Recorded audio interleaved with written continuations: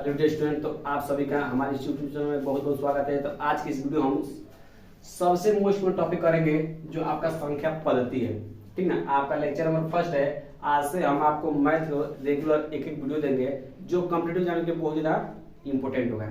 ठीक है, हम इस पढ़ेंगे संख्या पद्धति। संख्या पद्धति एक ऐसा टॉपिक है जिससे किसी भी एग्जाम में प्रश्न आते हैं, चाहे एसएससी से दे, एमटीएस से दे, मतलब अन्य भी एग्जाम है रेलवे उससे क्वेश्चन आते हैं। ठीक ना, तो आज से हम आपको पहले हम जो स्टार्ट करेंगे, किसी भी चैप्टर में स्टार्ट करेंगे, चाहे संख्या पद्धति हो, चाहे वर्गमूल हो, घनमूल हो, कुछ भी हो, उसका पहले आपको बेसिक बताएंगे। बेसिक बताने के बाद हम आपको क्वेश्चन से कराएंगे और एकदम अच्छे लेवल से कराएंगे।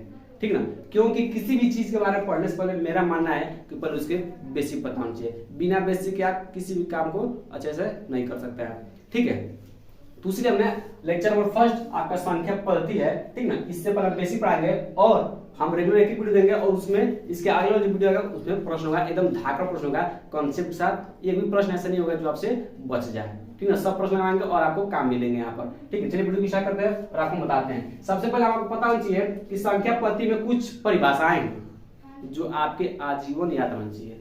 कोई भी कभी पूछ देगा, बूढ़ा सम चल रहा, लाठी लेके चल रहा, कोई पूछे बाबा बाबा सम संख्या होती है, तो बाबा बताते नहीं, बाबा एक लाठी मार दी, बच्चा भाग गया।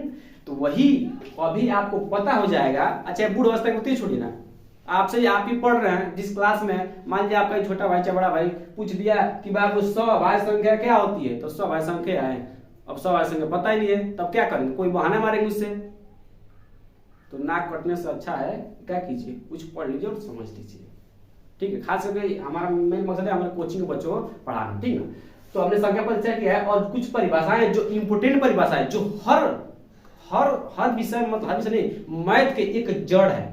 एक जो भी मैथ एक जड़ है, आप किसी भी क्लास में पढ़ रहे हैं, चाहे आप शुरू से लेकर 5th क्लास से चाहे 12th क्लास तक कहीं भी किसी एग्जाम में चलिए, कोई भी कॉलेज भी आप मैंने पढ़ी, उसमें काम आता ही है, आता है, बिल्कुल आता है। हम क्लास 12 में पढ़ते हैं, आपका अपना अनुभव बताते हैं, जब मैथ लगाते हैं तो सम संख्या आता है, पूर्णांक आता है। नहीं विश्वास है आप किसी बुक उठा के लीजिए, ये परिभाषा आपको मिलेंगी। जब परिभाषा ही नहीं पता होगा तो आप उस क्वेश्चन को कैसे सॉल्व करेंगे।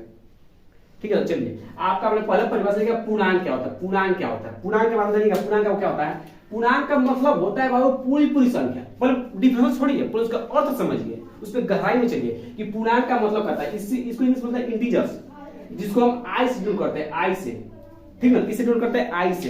कोई पूछ जाएगा पूर्णांक को किससे डिनोट करते हैं, तो आई से। जैसे मान लिया आपका नाम है कुछ भी, तो आप मान लीजिए आपका नाम है सुनील कुशवाहा, मान लीजिए आपका नाम है। ठीक है, तो आप किसे लिखते हैं, यस के लिख सकते हैं, लिखता है नहीं, मतलब उसका पहला नेम और पहला अक्षर उसको लिख देता है। ठीक है, तो इस तरह पूर्णांक इंग्लिश बोलते हैं इंटीजर्स, जिसको इसका पहला अक्षर क्या है, आई से इसको डिनोट करता है। डिनोट करते ध्यान रखिएगा, कहीं आई लिख दे तो उसको क्या समझना है, पूर्णांक। ठीक है, तो पूर्णांक का मतलब होता है बाबू पूरी संख्या, जो पूरी संख्या हो। जैसे मान लीजिए एग्जांपल समझिए, जैसे मान लीजिए 2, ये 2 क्या है, पूरी संख्या नहीं है। वही तो 0.2 ये पूरी संख्या है, ये पूरी संख्या नहीं, ये हमारा पूर्णांक नहीं होगा। ये हमारा क्या होगा, वो पूर्णांक नहीं होगा। ठीक है, जो पूरी संख्या होगी, चाहे वो माइनस में क्यों ना, वही पूरी संख्या, मतलब पूरी होना चाहिए तभी उसको पूर्णांक बोलेंगे। तो पूर्णांक का मतलब होगा पूरी संख्या। ऋण पूर्णांक का मतलब होता है कि जो निगेटिव जो भी संख्याएं हैं वो पूरी होनी चाहिए। ठीक है, तो ऋण पूर्णांक को मतलब ऋण जो भी संख्याएं पूरी हो, तथा शून्य भी पूरी संख्या। तथा धन पूर्णांक को मतलब कहने मतलब बाबू कि जो ऋण पूर्णांक है, मतलब जो भी निगेटिव संख्या है, जैसे -2, -1, ठीक है, कोई भी जो भी ऋण में जो भी संख्या होंगी वो पूरी हो। ठीक ना, और जो धन में है वही संख्या क्या पूरी क्या बोल देंगे, पूर्णांक बोल देंगे।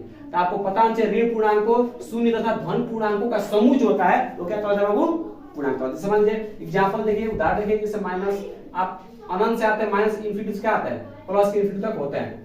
ठीक ना, प्लस इंफिनिटी तक। इंफिनिटी का मतलब होता है बाबू कि जिसका हमको पता नहीं कि उसका अंत कहां है। ठीक ना, तो माइनस इंफिनिटी से आते आ गया -4, -3, -2, ठीक ना, -1, फिर 0, फिर क्या होगा, जैसे 1, 2, 3 ऐसे कहां तक जाएंगे कोई भी नहीं पता है। इन्हें क्या बोलते हैं, पूर्णांक बोलते हैं। देखिएगा, इसमें माइनस वाली संख्या है जो पूरी है, और प्लस वाली संख्या है जो क्या है, पूरी है, उन्हें क्या बोलते हैं बाबू, पूर्णांक। बात क्लियर हुआ। अब पूर्णांक के दो भाग होते हैं, इसमें ऋण पूर्णांक और धन पूर्णांक। तो ऋण पूर्णांक बता दिए हैं कि पूर्णांक में जो ऋण वाली संख्याएं होती है, जो पूरी होती है, उन्हें क्या बोल देंगे, क्या बोल देंगे, ऋण पूर्णांक बोल देंगे। पूर्णांक में जो ऋण संख्या होती है और जो पूरी पूरी होती है क्या बोलते हैं, पूर्णांक बोलते हैं। समझिए, बताइए माइनस आपका 6 है, ये क्या है, कौन सा पूर्णांक है, ऋण पूर्णांक धन पूर्णांक, बोलिए।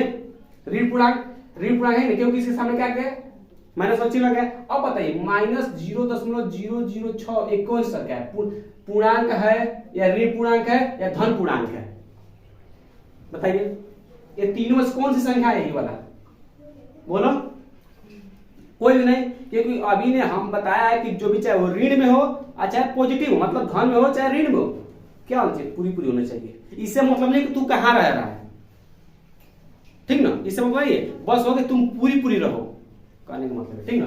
आपको आशा करते हैं आप समझ गए इसको, ठीक है। ज्यादा टाइम ले रहे हैं क्योंकि आपको समझना है, बेसिक समझिए, बेसिक, ठीक। अब अगर सम संख्या है, सम संख्या सर जी क्या होती है, तो सम याद रहेगा। आप लोग देखेंगे कि सम में कितने अक्षर है, 100 कितने अक्षर हो गए टोटल, बोलो 2 अक्षर हो गए।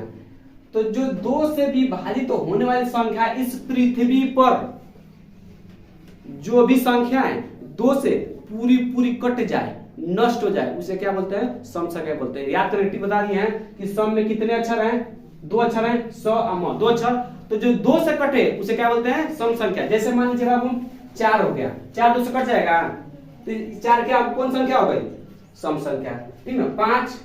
5 2 से कटेगा, तो कौन संख्या हो गई, इसके बाद छोड़िए, नहीं कटा, घटाइए इसको, भगा, ठीक ना। 6 आ गया, 6 2 से कटेगा, तो कौन संख्या जाएगा, किस में ठहर दे, सम संख्या, घड़ा में ठहर दे जाए, सम संख्या तो जाए।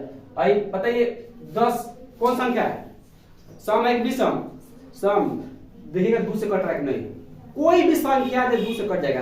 अब 2 से कटने वाली संख्या का ट्रिक बता दे 2 से कौन संख्या, जिस संख्या के अंत में, मतलब इकाई के स्थान पर जिस भी संख्या की इकाई का स्थान पर वो 0 0 2 4 6 8 होगा, वो संख्याएं किससे कट जाएंगी, 2 से। वो चाहे संख्या कितना भी बड़ा हो, बस उसके इकाई का स्थान पर पांचों भाइयों में से कोई एक भाईवा मिल जाए तो कोई देखे बल्ले हो गया बाबू, 2 से कट जाएगा। दिक्कत है किसी को, बिल्कुल दिक्कत नहीं, याद रखना है, याद रखना, नहीं याद रखेंगे तो पछताएंगे बाद में। ये ट्रिक है कि कोई भी जितना बड़ी संख्या लिख दिया 4 6 9 5 7 8 2 6 9 2, और इतनी बड़ी संख्या को लिख दिया, कहा सर मोबाइल नंबर लिखेगा, मोबाइल नंबर नहीं संख्या, ठीक ना। देखिएगा इतनी बड़ी संख्या है ना, हमको देखा कोई पूछ देगा कि बताओ 2 से कटेगा कि नहीं कटेगा, तो आपको वो सब्जेक्ट बताए थे कि इकाई का स्थान ये वाला है कि ये वाला है, ये वाला इकाई का स्थान पीछे से, इसको इकाई का स्थान बोलते हैं। तो इकाई का स्थान इन पांचों में से कोई एक यहाँ पर आ जाएगा, एक कोई यहाँ पर आ जाएगा, तो किसे कट जाएगा, 2 से। इन पांचों से कोई यहाँ पर आया कि नहीं आया, 2 आया है, तो किससे कटेगा, 2 से कट जाएगा। कोई सवाल यहाँ पर 4 हो तो 4 हो तो वो क्या है, इसमें कोई भाई आएगा कि नहीं, यहाँ पर कट जाता, एक ठीक हो गया, ठीक है।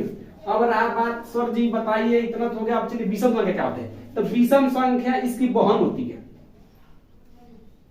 ठीक है, बहन में तो भाई कोई है, जो सम संख्या का भाई कौन होता है, विषम, ठीक ना। देखिएगा सम संख्या का होता है भैया कि हम 2 से कटेंगे, पर आप 2 से मत कटिएगा, ठीक ना, ठीक है। तो विषम में कितने अक्षर हैं, 1 2 3 अक्षर है ना, 3 अक्षर नहीं है, तो विषम 3 अक्षर से बना है, ठीक है, 3 अक्षर से बना है ना, तो ये जो संख्या है वो 2 से नहीं कटेगी। सम में 2 था तो 2 से कट गया, लेकिन इसमें 3 है तो 2 से नहीं कटेगा। मतलब विषम संख्या किसे कहते हैं, जो 2 से विभाजित न होने वाली संख्या है। इस पृथ्वी पर आपके आजू बाजू जो भी संख्याएं हैं, यदि 2 से नहीं कट रही तो कौन संख्या बोलेंगे, विषम संख्या। उदाहरण बोलिए, उदाहरण क्या है, बोलो बोलो बोलो, हाँ 3 और 5 और 7 और 9, तो बोलो नहीं बोलो, हाँ। तो बाबू ये सब क्या है, ये सब क्या है बाबू, विषम संख्या है। पर आराम से बड़े मजे से एकदम पढ़ाई के टाइम निकाले थोड़ा, ठीक है। तो देखिए 2 से कटेगा, जब 3 से लगे बैठे, जब 2 से बैठले कि 3 को काट ही देंगे तो कटेगा वो, हाँ। अब कुदारी तो नहीं कर रहे हैं, ठीक है। 2 से कटेगा 3, बिल्कुल नहीं कटेगा, कौन संख्या हो जाएगी, विषम संख्या। विषम संख्या घड़ा में भेजा इसको, हाँ। ये 2 से कटेगा 5, नहीं तो विषम संख्या होगी, ठीक है। एक उदाहरण लिख लीजिएगा, ठीक है। अब चलिए, अब भाज्य संख्याएं क्या होती हैं, भाज्य संख्याएं क्या होती है बाबू। तो भाज्य मतलब भाज्य का मतलब होता है बाबू कि इसको आके कोनो भाज दे, कोनो पीट पाट के चल जाए। ये खुद से भी पिटाया जाता है, कोई घर वाले भी मार देते हैं और बाइली बता मार देते हैं इसको। ढोला देखे ढोला कौन बजाता धड़ा रहा है, तो उसी तरह भाई संख्या वही है कि जिसको कोनो बजाकर चला जाए। इससे कोई थी नहीं है कि ना हम बस मम्मी पापा हाथे पिटाए अपने हाथे पिटाए, ये कौन बजा चलता है। तो ध्यान समझिए भाई संख्या क्या होती है बाबू कि जो संख्याएं इस पृथ्वी पर जितने भी संख्याएं हैं, जो संख्याएं स्वयं मतलब खुद से तथा एक के अतिरिक्त, मतलब याद रहेगा कि खुद से कटे तथा एक के अतिरिक्त अलावा अन्य संख्याओं से भी विभाजित हो। मतलब इस पृथ्वी पर कोई ऐसी संख्या है जो एक या स्वयं के अतिरिक्त मतलब के अलावा अन्य संख्याओं से भी धड़ धड़ धड़ धड़ कट जाता है, उन्हें क्या बोलते हैं, क्या बोलते हैं भाई संख्या। पता है जैसे उदाहरण बताइए, उदाहरण बोलिए 4। जो 4 भाई है, चौथा जो है ये किसे किसे कटेगा, देख रहे हैं, 1 से कटेगा और किससे कटेगा, 2 से भी कटेगा और किससे कटेगा, 4 से। मतलब 1 से भी कटा, खुद से भी कटा और एक अन्य संख्या गया कि नहीं आ गया, उससे भी कट गया। मतलब इसको एरिया हो, खुद से तो पिटाई रहा था, घर मारिए रहा था, ये अपने आप पिटाई रहा था और इसको अन्य मार दिया, तो कौन संख्या हो गई, ध्यान समझिएगा भाज्य संख्या हो, ठीक ना। अब चलिए उदाहरण इसके लिख लीजिएगा, एग्जांपल में लिख लीजिएगा 4, 6, 8, 12, ठीक ना, हम बहुत समझ जाएंगे, ठीक है। अब चलिए, अब रहा कि अभाज्य संख्या। अभाज्य संख्या का परिभाषा हम नहीं लिखे हैं। अभाज्य संख्या ठीक इसका उल्टा ही होता है, ठीक उल्टा होता है। जैसे सम का उल्टा विषम हो गया, वैसे ही भाज्य का उल्टा कौन हो गया, अभाज्य। अ मतलब लग गया, अ मतलब आराम करो, आराम करो मम, तुम पिटा रहा है तो हम आराम करेंगे, अ से आराम, ठीक ना। ये भाज्य क्या हो रहा था वो, ये केहू से भी कट जा रहा था, एक से भी, खुद से भी और अन्य संख्या से भी। लेकिन अब भाज्य कहता है ना हमें के काटी, हम तो आराम करम, हम आराम करम। तो अब भाज्य संख्या का डेफिनेशन होता है बाबू, इसे डेफिनेशन लिखना है कि जो संख्याएं स्वयं तथा एक के अतिरिक्त अन्य संख्याओं से न कटे। यहाँ पर तो कटे, भाज्य में तो कट रहा था अन्य संख्या से, लेकिन भाज्य में क्या होता है, न कटे। तो ऐसी संख्या लिखिए, डेफिनेशन लिखिएगा कि जो संख्याएं स्वयं तथा एक के अतिरिक्त अन्य संख्याओं से विभाजित न हो उसे क्या बोलते हैं, अभाज्य संख्या। किसी कोई दिक्कत, बिल्कुल दिक्कत नहीं चाहिए। उदाहरण बोलिए, उदाहरण बोलिए 5 हो गया, 5 और 7 और 9, 9 होगा, 9 होगा, बिल्कुल नहीं, क्योंकि 9 1 से कटेगा, 3 से कटेगा और खुद से कटेगा, है ना। कौन बजा रहा है, लेकिन आवाज कल तक हमारा आराम पर हमें क्यों ना छुई। हाँ, अब बोलो 11 हो गया और 13 हो गया, ठीक ना। तो आप ये सब परिभाषा का एक उदाहरण से क्या सकते हैं, लिख सकते हैं 11 और 13, इस तरह बहुत से, ठीक है। अब आज समझ में आ गया। अब चलिए बाबू सहअभाज्य बहुत ज्यादा इंपॉर्टेंट है, बहुत ज्यादा इंपॉर्टेंट सहअभाज्य, क्योंकि इससे क्लास 10 में कुछ क्वेश्चन बनते हैं, वो भी करने में और एग्जाम में भी बनते हैं। सहअभाज्य संख्या क्या होती है, सहअभाज्य संख्या एकदम आसान समझिए, सहअभाज्य संख्या। सहअभाज्य संख्या का मतलब होता है बाबू कि सहअभाज्य संख्या, ठीक ना, संख्याओं का वह युग्म, युग्म मतलब होता है जोड़ा। क्या होता है बाबू, जोड़ा। जैसे आप दुकान पे जाते हैं तो चप्पल हो गया, जोड़ा में नहीं लेते हैं। हाँ, अब कोई एक बाबू हमारे घर एगो चप्पल की तो टूट गया है, एगो दे दो, हाँ तो देगा आपको, जो देना होगा रूम को अंदर दे देगा बंद करके, ठीक है, आप समझ रहे होंगे, ठीक है। तो युग्म मतलब क्या होता है बाबू, जोड़ा। तो जो सहअभाज्य संख्या ये हमेशा युग्म में आता है। जैसे चप्पल जोड़ा में आता है, आता ही नहीं आता है, जूता जोड़ा में आता है। अब ऐसे थोड़ी बात नहीं कि आप जाएंगे कहेंगे कि एक परी के जूता एक परी को लेके भिलवा दे, एगो तो दे देते काम चल जाए, हाँ तो ऐसा नहीं ना। तो सहअभाज्य संख्या किस में आता है बाबू, सदैव किस में आता है, एक युग्म में आता है, कोई जोड़ा में आता है, ठीक ना। तो संख्याओं का यह युग्म, संख्याओं का वह जोड़ा जिनमें एक के अतिरिक्त कोई अन्य उभयनिष्ठ न हो। सर उभयनिष्ठ का मतलब कहता है, उभयनिष्ठ का मतलब होता है बाबू कि जो क्या हो, कॉमन। जैसे आप क्रिकेट खेलते होंगे तो प्लेयर होता है एक बजे तक कहते हैं दोनों से खेलेगा, मतलब जो उभयनिष्ठ हो, मतलब दोनों तरफ, मतलब दोनों में हो, क्या हो, दोनों में हो, ठीक है। जैसे मान लीजिए हम पूछ रहे हैं, एक मान लीजिए एक क्या है, एक घड़ा है, ठीक है, एक गोला लीजिए, इसमें 2, 4, 6, 3 है, ठीक ना। एक और गोला है, इसमें 2, 5, 7 है, ठीक ना। तीन बोल रहे हैं कि इन दोनों घड़ा में कौन ऐसी संख्या है जो दोनों में है, तो कौन सा है, 2 इसमें भी है और 2 इसमें भी है। तो बोलते हैं कि जो घड़ा में है, जो गोला में जो संख्या है वो 2 क्या है, वो नीचे है, मतलब 2 क्या है, दोनों मारा है, ठीक ना। तो वही से कहने का मतलब बाबू कि संख्याओं का वह युग्म, संख्याओं का वह जोड़ा जिसमें एक के अतिरिक्त कोई अन्य वरिष्ठ न हो, मतलब उसमें सदैव एक ही मिलना चाहिए। जैसे मान लीजिए 2 5 है ना, 2 5 है ना, तो 2 और 5 का जब क्या निकालेंगे, जब आप गुणनखंड निकालेंगे, जब गुणनखंड निकालेंगे तो उसमें सदैव आपको एक ही जोड़ा मिलेगा, मतलब एक ही दोनों में आएगा और कोई संख्या नहीं सकता है। कहने का मतलब ये होता है कि स्वाभाविक संख्या की एक और डिफरेंस होता है कि जिसका एचसीएफ निकालने पर, जिसका एचसीएफ निकालने पर सदैव क्या एक आए। एकदम आसान डिफरेंस याद रखिएगा, ये सब छोड़िए, एक इसको हटाइए, कैसे आसान होता है। तो ऐसा युग्म जिनका युग्म दिया गया है, यहाँ 2,5 युग्म होगा नहीं होगा, तो ऐसा युग्म जिनका एचसीएफ निकालना, क्या निकालना है बाबू, HCF क्या होगा सभी परिवर्तन, एचसीएफ का एक आएगा। जब आप 2 और 5 का एलसीएम निकालने तो कितना आएगा, सदैव एक आएगा। जब 2 और 5 का एलसीएम निकालने पर एक आ गया तो उसे क्या बोलेंगे, सह अभाज्य संख्या। ये क्लास 10th में 1 नंबर का आता है और आप एग्जाम में भी आ सकता है कि निम्नलिखित में से कौन सा अभाज्य संख्या है। अब निम्नलिखित में से पूछ दिया कौन सा अभाज्य संख्या है, अब बाबू लगा मुंह देख रहे हैं कि अभाज्य संख्या क्या होता है, अभाज्य संख्या क्या होता है, तो एक ही ने बताए थे हम। उसका तुरंत उन चारों ऑप्शन का सबका एचसीएफ निकाल लीजिएगा और जिसका एचसीएफ क्या जाए, क्या जाए, एक आ जाए, वही हम टिक मारेंगे, धड़ मारेंगे, धड़ निकल जाएंगे, ठीक ना। अब रहा बाबू परिमेय संख्या क्या होती है। परिमेय संख्या जल्दी बता रहे हैं। परिमेय संख्या से देखिए कि ऐसी संख्याएं जिन्हें p बटा q समझते हैं। अब p बटा q क्यों आ गया, p बटा q पर आप क्यों नहीं हमारा नाम रख दिए, लता बटा राम, सीता बटा राम, अरे वो भी रख सकते हो भाई, तुम्हारा मन है आप रख सकते हो। हमने तो p बटा q को लिख लिया ना, p बटा q बड़ी चर्चित है मैथ में, इसलिए लिख लिया, ठीक ना, चर्चित है। और x का y भी रख, x बटा y भी रख सकते हैं, कुछ भी रख सकते हैं, ठीक ना। तो p बटा q का रूप का कहने का मतलब बाबू, इसको हम ऊपर वाला बोलते हैं अंश, नीचे वाला क्या बोलते हैं हर, इसको क्या बोलते हैं बटा, इसको अनुपात भी पढ़ते हैं, समझ रहे ना, प्रतीक पढ़ते हैं, ठीक है।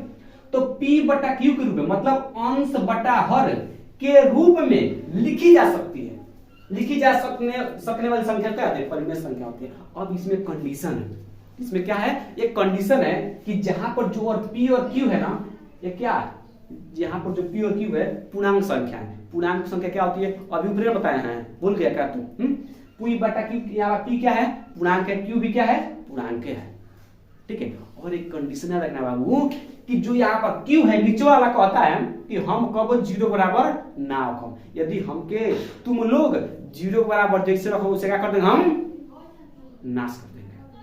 तो यहाँ पर एक कंडीशन होता है बाबू कि जो q होता है, जो q होता है 0 बराबर नहीं होना चाहिए, इसको याद रखिएगा, ये जरूरी है। यदि आपका जो हर है, हर बीच में हर बोलते नहीं होते, यदि आपका हर बबुआ खिलौना रसगुल्ला यदि q यदि 0 बराबर हो गया तो क्या होगा, परिमेय संख्या नहीं होगा। इस बात को याद रखिएगा, इसमें जान डालने वाला, प्राण डालने वाला यही अच्छे हर हरारा का बता दिया कि हम कभी किसके बराबर नहीं होंगे, 0 बराबर नहीं होगा। यदि आप हमको 0 बराबर रखेंगे तो हम परिमेय संख्या को होने नहीं देंगे। खेला नाता खेलवा बिगाड़ो, पढ़े थे ना कि खेला नाता खेलवा बिगाड़ो, कि कहता है कि हमको 0 बराबर रखब हम सब बिगाड़ देंगे, ठीक है। तो जैसे एग्जांपल समझिए, एग्जांपल ये तो जान है, देखिएगा जैसे मान लीजिए 4/2, देखिएगा इसको p हो गया, क्या हो गया q हो गया, p बटा q के रूप में है ना, तो इसे कौन संख्या बोलेंगे, परिमेय संख्या। एक और देखना है कि जीपीए वाला होना चाहिए, नीचे वाला नहीं, किसके बराबर होना चाहिए, 0 बराबर, 0 बराबर है तो बल्ले बल्ला रे चल परिमेय संख्या निकाल चल, तो क्या हो गया बाबू, परिमेय संख्या हो गया। अब एक और बताइए, बहुत होशियार बन रहे हो, अच्छे से बताओ, 0/2 ये क्या परिमेय संख्या है, हाँ परिमेय संख्या है, कैसे ऐसे है, देखिए ऐसे है। हमने एक ही बात बताया था कि ऊपर वाला कुछ हो, ऊपर वाला कुछ हो, उसे क्या मतलब है, बस है जो नीचे वाला हो ना, क्या हो यही 0 बना। ऊपर वाला 0 हो तो परिमेय संख्या बन सकता है, लेकिन नीचे वाला परिमेय संख्या नीचे वाला क्या हो, जो भी संख्या क्या होनी चाहिए 0 बराबर नहीं होनी चाहिए। ऊपर वाला 0 बराबर हो सकता है, देखिए ऊपर वाला 0 बराबर है कि नहीं, जो अंश है 0 बराबर हो सकता है लेकिन हर 0 बराबर नहीं हो सकता है। तो क्या है आपका परिमेय संख्या है। जब आप 2 से 0 भाग देंगे तो कितना रहता है 0, ये बात रहेगा कि जब आप 2 से 0 भाग देंगे तो आया क्या है 0। 0 क्या है एक पूर्ण संख्या है, पूर्णांक है। क्या है पूर्णांक है। तो बताया ना कि पी और क्यू के अंश पूर्णांक होने चाहिए। ठीक है ठीक है, हाँ दिक्कत किसी को, ठीक है। अब रहा अपरिमेय संख्या, क्यों लिख दिए सर जी, परिमेय संख्या उल्टा ही होता है अपरिमेय संख्या। अपरिमेय संख्या क्या होती है कि ऐसी संख्या है जिन्हें p बटा q के रूप में न लिखी जा सकने वाली हो, उसे क्या कहते हैं अपरिमेय संख्या। ठीक ना, जिसे p बटा q के रूप में क्या बाबू क्या हो नहीं लिख सकते हैं, उन्हें क्या बोलते हैं अपरिमेय संख्या। क्या बोलते हैं अपरिमेय संख्या।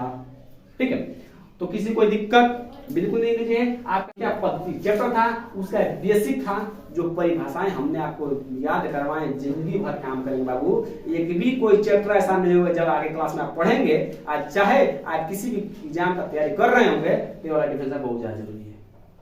ठीक है, तो आप डिफेंस पूरा लिख लीजिएगा और समझ लीजिएगा, कोई भी दिक्कत बिल्कुल इसमें नहीं होना चाहिए। ठीक है, तो चलिए हम इसके अगले वाले कल के वीडियो हम इसका कुछ इंपोर्टेंट और धाकर प्रश्न करेंगे जो आपके एग्जाम में पूछी जा चुकी है। ठीक ना, आपको कुछ दिखाए थे पीडीएफ लगा हुआ हमारा पीडीएफ लगा, आपको कुछ प्रश्न दिखाए थे जो आपके लिए क्या करना, हम कल उसको करा देंगे। ठीक ना, पीडीएफ लगा ऊपर से,